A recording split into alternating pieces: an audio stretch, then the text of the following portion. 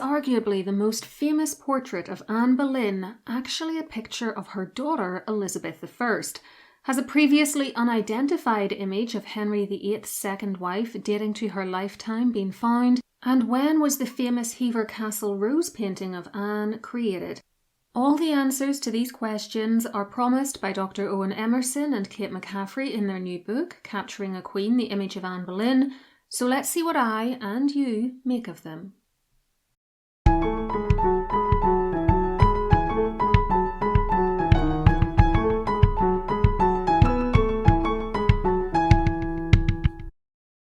The portrait under scrutiny is that which hangs in the National Portrait Gallery in London, known as the NPG for short, and I can pretty much guarantee that you're all familiar with it.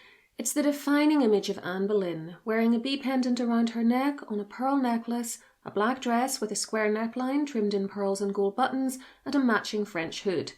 It shows us her dark brown hair and eyes and has been dated to 1584 or later using dendrochronology. This means that the wooden panel on which it is painted comes from a tree which was chopped down no earlier than that year, so the painting had to be created after that and was most likely completed in the 1580s because why would you keep milled wood lying around for much longer?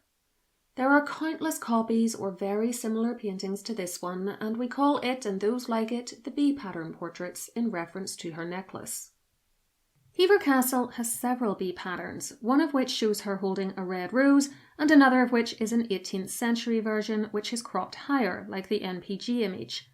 A fantastic revelation in the new book is that the Hever rose portrait, which was previously undated, has now been assigned a date, also using dendrochronology. This was one of the most exciting things in it to me, and the year provided is, drumroll, 1583 or later, making it most likely very close in age to the NPG example, and possibly even older if the painting was put on the wood quite soon after the tree came down and was milled into boards.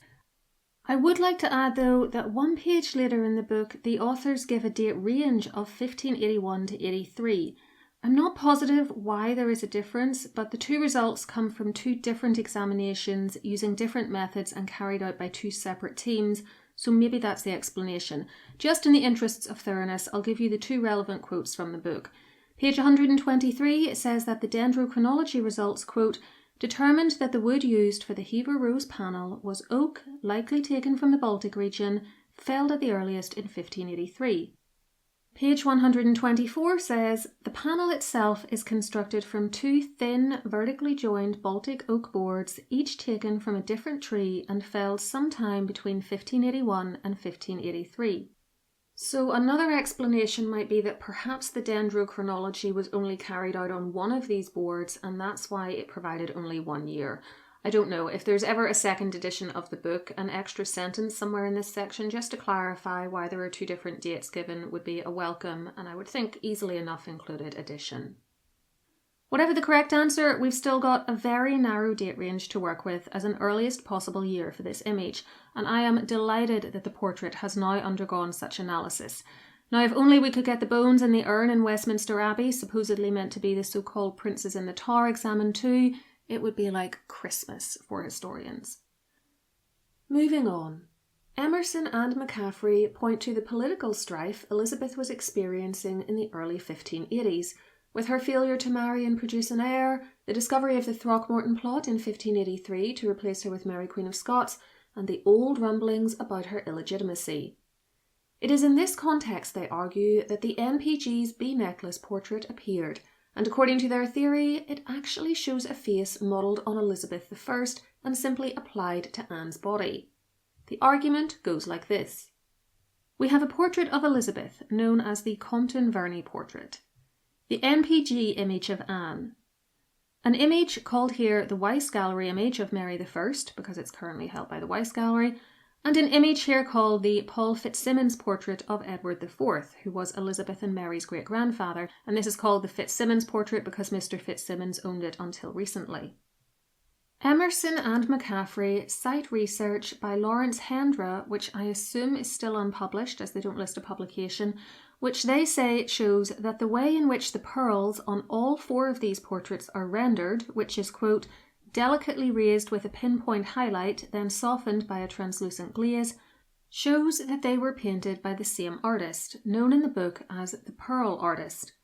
They also say, with regards to the Compton Verney and the NPG only, that the curve of the eyebrows, the proportion of the eyes to the nose, and the shape of the mouth follow almost identical measurements. Indeed, the facial pattern of the Anne Boleyn portrait can be mapped directly onto that of Elizabeth, aligning across the same vertical and horizontal axes. They further argue that the portraits of Mary and Edward, who they are claiming were painted by the same Pearl artist, share the same underlying facial geometry. They believe that the similarities between the sitters' faces are undeniable when you line them up side by side, and say that while you might argue for a physical resemblance between Elizabeth and Anne, Elizabeth and Mary, and maybe even Elizabeth, Mary and Edward due to their various blood relationships, there's no reason for Anne to resemble Edward IV or Mary I, to whom she was not closely blood related. Instead, they believe two things are happening here.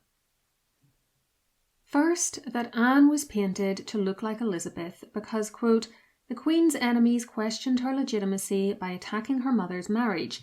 These portraits countered that charge by collapsing the two women into a single sanctified lineage. The authors add, by making Anne look like Elizabeth, the artist elevated the executed Queen to retrospective respectability, transforming her from a condemned adulteress into the revered mother of England's Protestant Queen. It's important to note, though, that they are not claiming that the NPG is based directly on the Compton Verney, a point which I will return to shortly. Second, they feel that Mary and Edward have also been painted to look like Elizabeth in order to use, quote, the fabrication of dynastic likeness to reinforce legitimacy.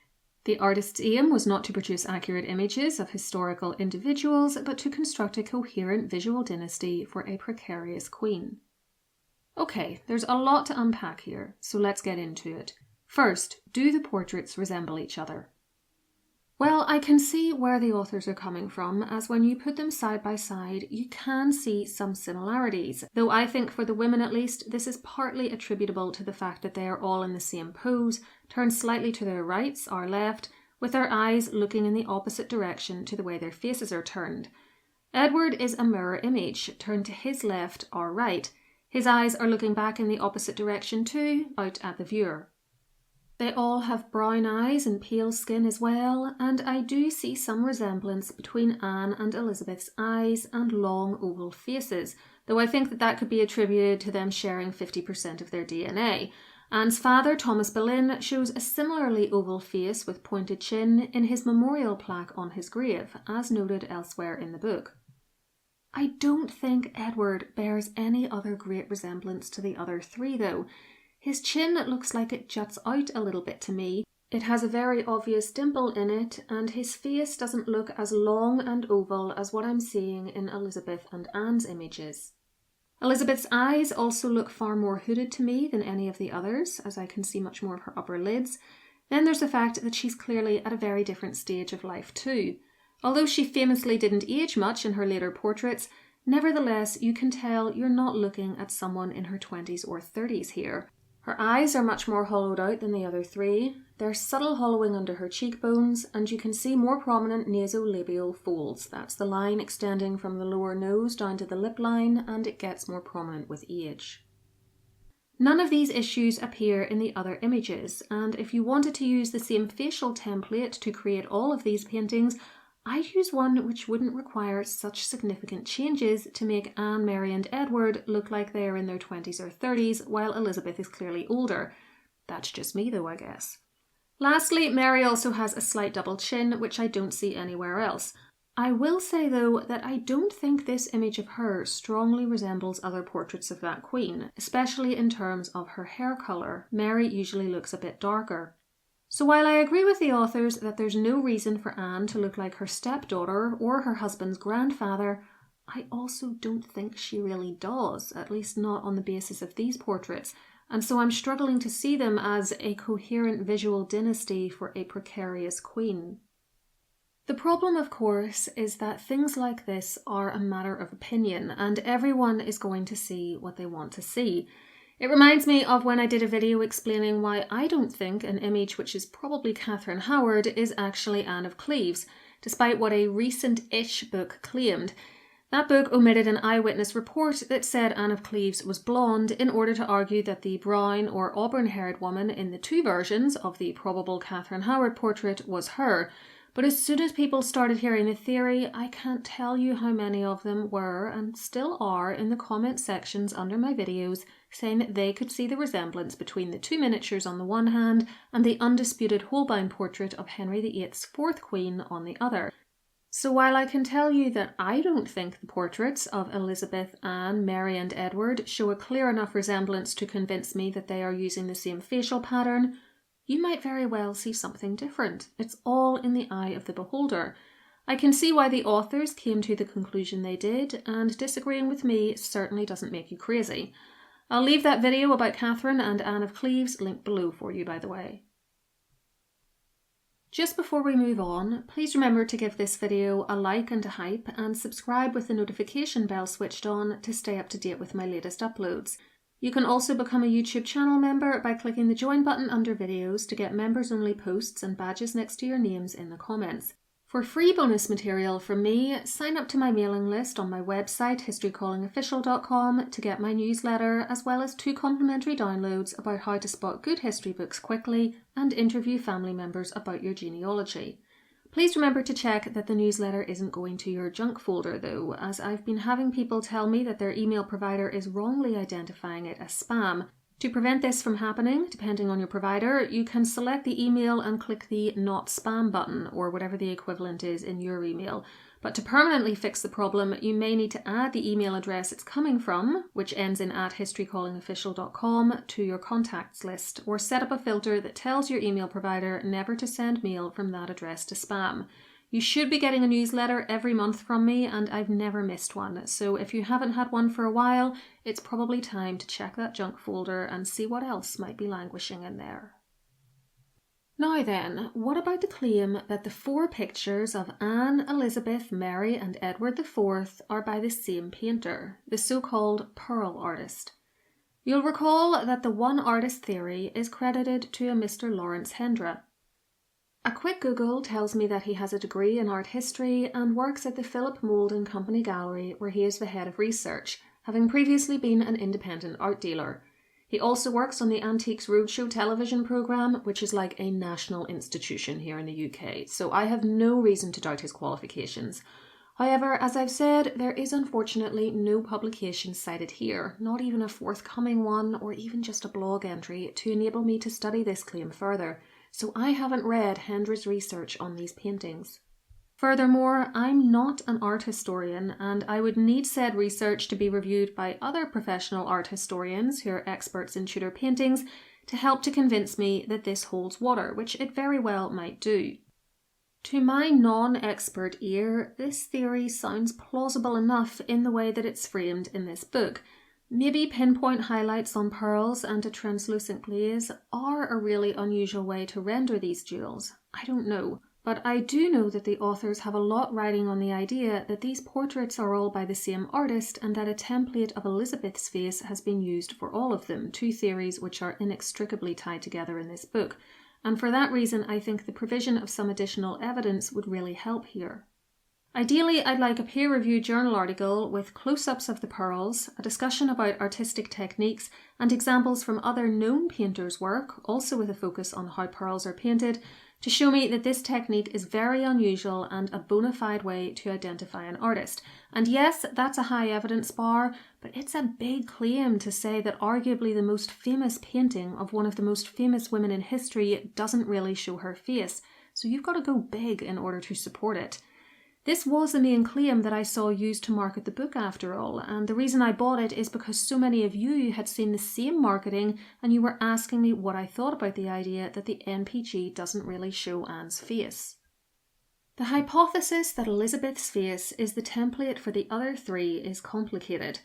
As so much emphasis is put on the Compton Verney portrait, which is shown in the book next to the others, it's easy to think that the authors are saying that it was the exact template for the other images, which would mean that it had to be painted first.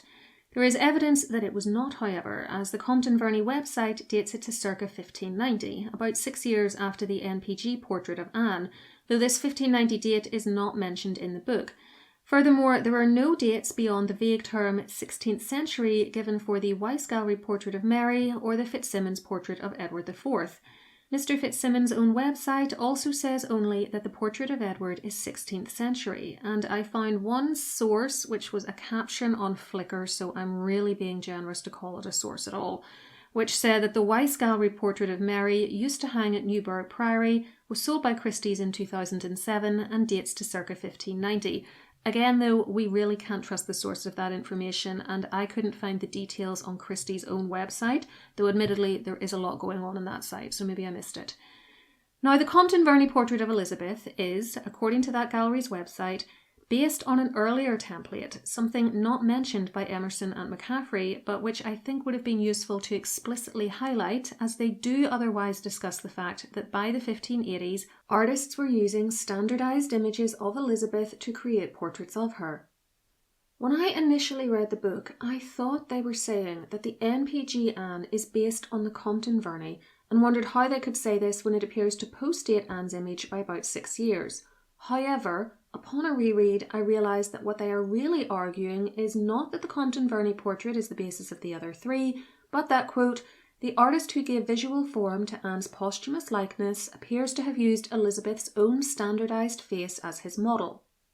In other words, despite the emphasis placed on the Compton Verney portrait by this book, what is really being argued here, I think, is that it's just one example of a standard image of Elizabeth in circulation towards the end of her reign, and that it and the other three images of her relations are all based on another earlier face pattern for Elizabeth. Now, I can't prove this hypothesis one way or the other for you. It's going to come down to whether you think the images all look sufficiently alike, and whether new evidence comes to light in the future which locks in dates of creation for those of Elizabeth, Mary and Edward in the 1580s or 1590s, close to the time the NPG portrait was painted.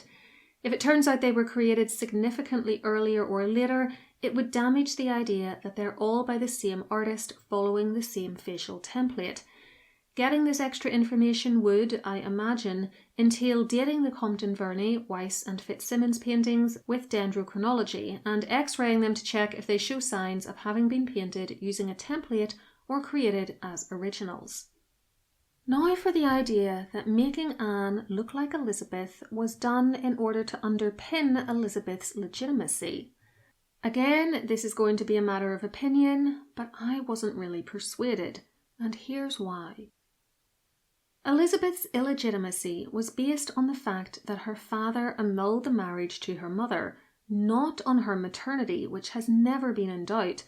There's also a counter-argument that making Anne and Elizabeth look like each other would have been a bad idea because Anne was convicted of adultery, and there were rumours circulated by her own and her daughter's enemies, Mary I among them, that Elizabeth wasn't Henry VIII's daughter. I would say it was more important to hammer home Elizabeth's resemblance to her father than to her mother, and if you've got a template of Elizabeth where she looks like Henry, I also wouldn't say that basing an image of Anne on that template so that she looks like them both is wise either. Remember that false rumour that Henry had slept with Anne's mother, which he himself had to deny, and the subsequent entirely fictitious slanders that Anne was his daughter. I don't know that making Anne and her husband look like they were closely blood-related would be a good idea. So I'm more sceptical than Emmerson and McCaffrey that Elizabeth had that much to gain by allowing her resemblance to her mother to be emphasised. But it's a matter of interpretation, as is the idea that Elizabeth was in dire political straits by 1584. You may well favour their analysis over mine, and that's fine. It wouldn't be much of a discussion and debate if we all agreed with each other after all. Emmerson and McCaffrey are not the first ones to claim a likeness between the NPG's portrait of Anne and a portrait of Elizabeth, and to be fair to them, they acknowledge this themselves, citing others who have gone before them and said similar things. Claire Ridgway of the Anne Bolyen Files website, for instance, suggested back in 2010 on another site called the Elizabeth Files that the NPG portrait was very similar to a portrait of Elizabeth by Marcus Gerhardt the Younger. She felt that this was either because Elizabeth looked more like Anne as she aged, a very interesting idea that I didn't see explored elsewhere, or because the NPG is based on the Gerhardt's painting. In my opinion, all these competing theories can't be true. The NPG can't be based on both the Gerhardts and the Compton-Verney, as they themselves are not terribly similar in my view. Elizabeth's eyes are much more open and the eye sockets less hollowed out in the Gerhardts, for instance. Another example of someone questioning the similarities between paintings comes from 2022, when Sylvia Barbara Soberton mooted the idea on her blog that the NPG is based on the Compton-Verney portrait.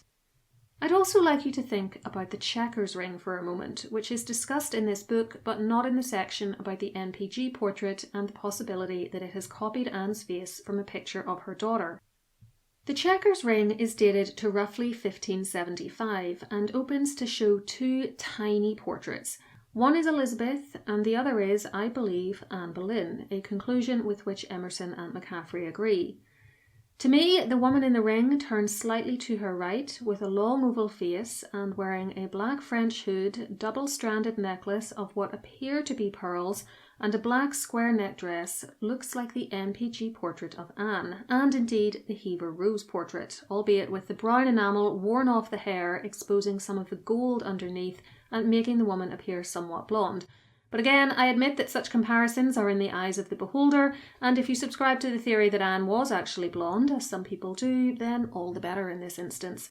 If you do think that checkers and NPG look alike though, then it raises the possibility that they are both based on a portrait of Anne in existence in the 1570s, rather than a facial pattern of Elizabeth, unless we really want to go down the rabbit hole here and say that the checkers ring is also based on a face pattern of Elizabeth too. However, I think it looks like a 1534 medal we have, definitely showing Anne Boleyn, called the Most Happy Medal, which would rule out a connection to a portrait of Elizabeth. It's all conjecture though, of course, as is so much to do with Anne. There is also a little B-pattern miniature of Anne dating to the 17th century and painted by John Hoskins, which claims to have been copied from an ancient original. If this is true, then perhaps that original was also the ultimate source for the Hever Rose and NPG paintings. We know that there was a full length of Anne available in 1590, for instance, called the Lumley portrait. Maybe that was the ancient original, or maybe it was a new creation just like the NPG and Hever Rose images were at that point. The truth is, we're probably never going to know any of these paintings' origin stories in their entirety, so this is really just some food for thought for you and a fun debate to have. I'll leave my own videos all about the checkers ring and the Most Happy Medal linked for you so you can learn more about their slightly murky histories.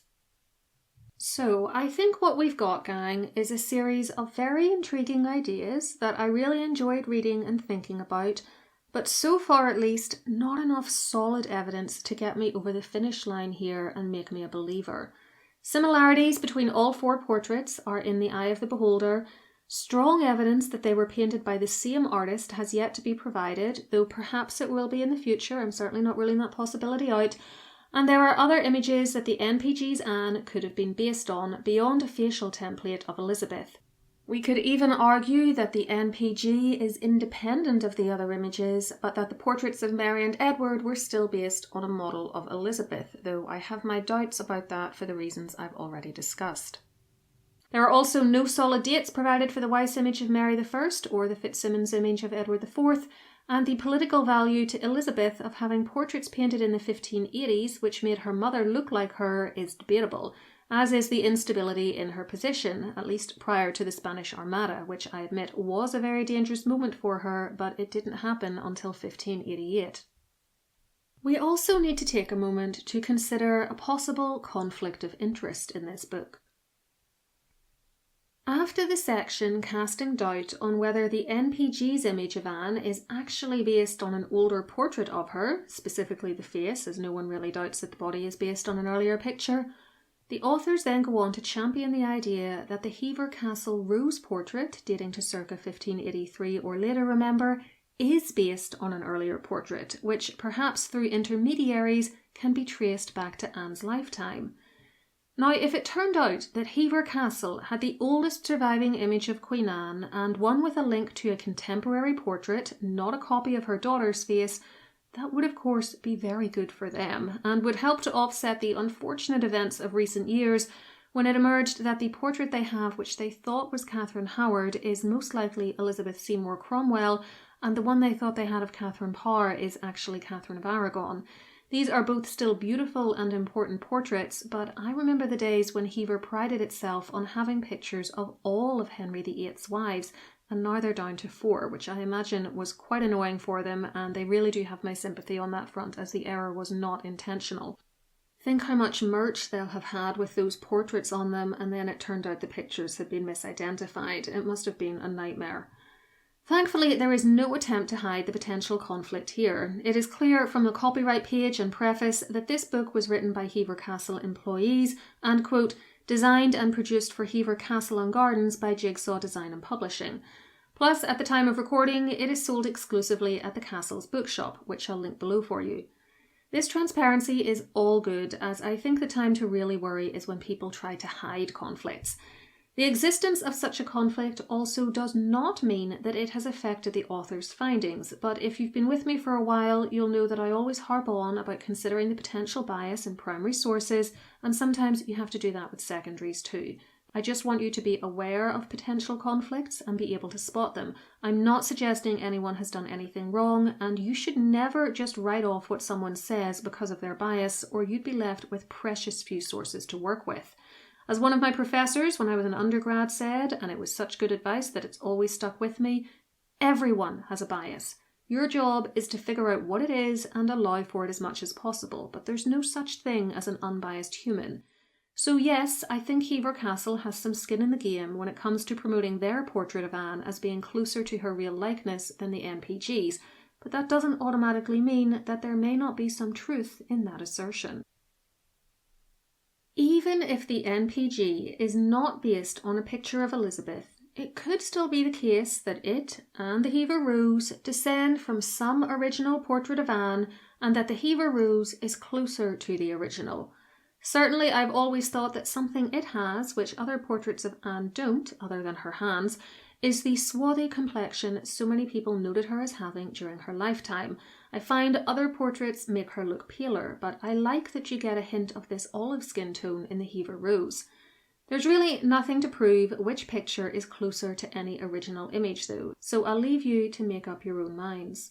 Also, I would just like to add that it would be pretty harsh on the staff of Hever if we said that they shouldn't publish work on Anne just because of a potential conflict of interest, and if new research was published on the NPG portrait by its staff, they'd have a conflict too.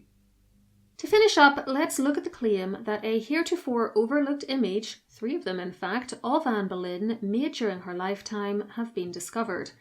Here we are on firmer ground.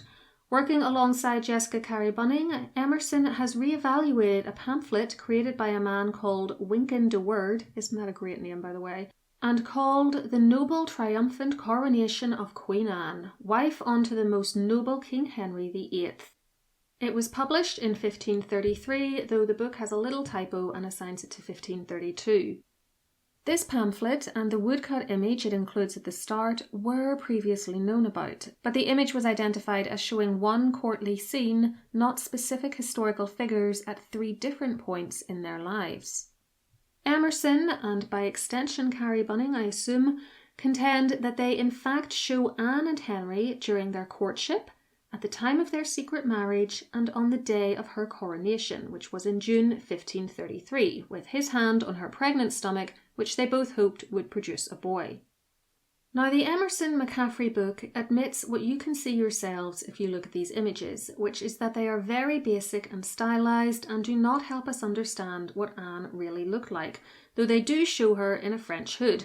The figure of Henry also looks nothing like the real man, by the way, which only hammers home further that these images shouldn't be taken as attempts at portraiture. Nevertheless, given the image's presence on a pamphlet about Anne's coronation and the appearance of tiny crowns on the heads of the 2 figures in the image on the far right, I thought their argument that the woodcut shows Anne and Henry made sense. The pamphlet does indeed date to her lifetime, and if this woodcut with its 3 images does show her, then it provides the only known contemporary images of her in a French hood, which I agree makes them very interesting and a valuable addition to the collection of pictures we have of her. If you'd like to know more about what the book argues, because believe it or not, pretty much everything I've discussed in this video is only drawing on information presented in barely 10 of its 175 pages, then see my Patreon site at patreon.com/historycalling, where I'll be providing a review of the whole book to my historical figure and time traveller tiers this week. I also provide bonuses there, like early access to ad-free videos and recommendations for other great history content on the web. What I will tell you here, though, is that despite the fact that I have reservations about the claims regarding the NPG portrait's origins, I really enjoyed this book. I thought it was very well done on the whole and agreed with far more of it than I disagreed with. I was especially glad to see that the authors are of the same mind as me when discussing a ludicrous theory about the lost Lumley portrait of Anne, which I looked at in another of my videos, and I'll leave that linked for you. If you're wondering, by the way, yes, me recommending my Patreon site to you is my very own conflict of interest. I think it's worth your money and time, but as I put the content together for it and would benefit financially from you joining, I'm definitely biased. Would you like another example of a history calling conflict of interest? Here it is. I'm going to recommend that if you have Irish heritage, you check out my book, Find Your Irish Ancestors Online, available from Amazon as an ebook and paperback and linked below for you. Yes, I'll also benefit financially from that if you purchase it, and just to really double down on the conflict of interest, it's an affiliate link too, though that doesn't affect the price you pay, and I always acknowledge such links in the description box and on my channel's About page. So you see, conflicts of interest are everywhere. I hope you enjoyed my analysis of some of the claims and revelations made in this new book. Complementing the publication is an exhibition at Hever Castle throughout 2026 looking at Anne's portraits. They've amassed an impressive number of them at the castle for this purpose, so if you find yourself in that part of the world, you may want to visit and check them out. I'm hoping to get there later in the year myself, for instance. Let me know below if you think the 4 portraits of Elizabeth, Anne, Mary and Edward look like they are based on the same facial pattern. And to learn more about Anne's portraiture, check out one of these videos next. Whatever you choose, please enjoy, and until next time, keep learning.